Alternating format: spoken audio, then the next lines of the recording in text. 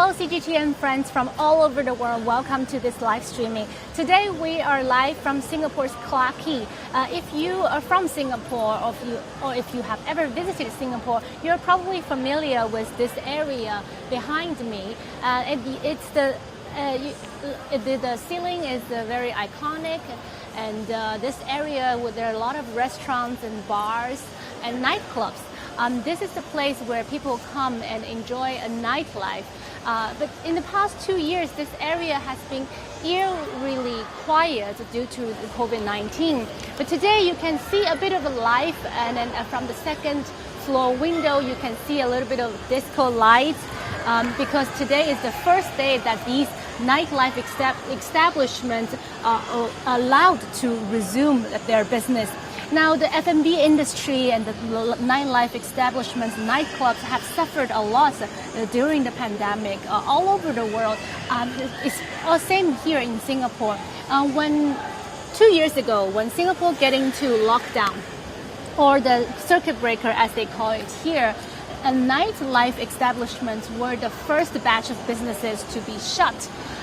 Because obviously it's not essential, but after a few months in October 2020, the government allowed these establishments to pivot itself to become F&B establishment. So they start to serve food, and that allows some of them to stay afloat. But business was lukewarm because we experienced Delta variant, Omicron variant. Singapore's battle against COVID-19 itself hasn't been smooth riding. So these business owners were suffering a lot. But things started to change this year thanks to a wide vaccination coverage. Singapore has achieved a very good vaccination coverage, and now it's relaxed a lot of the social distancing measures. In fact, most of the businesses have been able to resume, and nightlife establishments are the last batch of businesses to be allowed to start from today. Earlier this month, Singapore lifted the 10:30 p.m. alcohol curfew, and that was well welcomed. But in fact, earlier on, at the beginning of the pandemic, although the restaurants were allowed to open, but there was no music in restaurants. So from no music to restaurants to coming back to the dance floor today, Singapore has come a long way. But there are still a lot of rules and regulations in place, and as you can see, people are not coming back in a big way. Some of the reason may be because it's raining today and it's still a little bit earlier. Some of the rules that include visitors will have to be asked to show their vaccination status at entries. For nightclubs and discos where dancing is involved, visitors also have to provide a negative antigen test supervised by authorities, and that test has to be valid for 24 hours. These are the clear rules and regulations that people attending those nightclubs will have to follow. But there are also other rules that might be very difficult to implement. For example, the maximum group size is still capped at 10 people.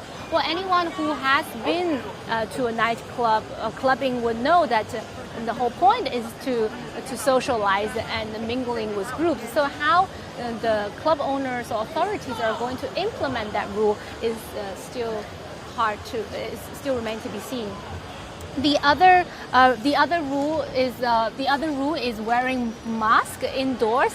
Again, how are you going to implement that rule, especially when you can eat and drink? So what if I'm just holding a drink and dancing on a dance floor? Do I need to wear a mask or not? So all these questions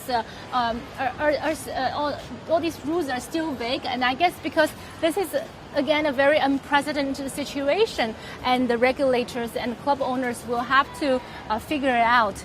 And now you are seeing the Singapore River, and across the river is the Riverside Point, where there are a few well-established restaurants and pubs and bars. You can see quite a lot of people out and about. And again, since Singapore relaxed a lot of the COVID rules and travel restrictions, getting COVID is no longer a stigma. Many people have or have known someone had COVID, and thanks to the vaccination coverage, the symptoms were mild. Many of them had no symptoms, so there's less fear of COVID, and you can see people. Many people are actually out and about these days. On that note, I will leave you with the beautiful view of Singapore River.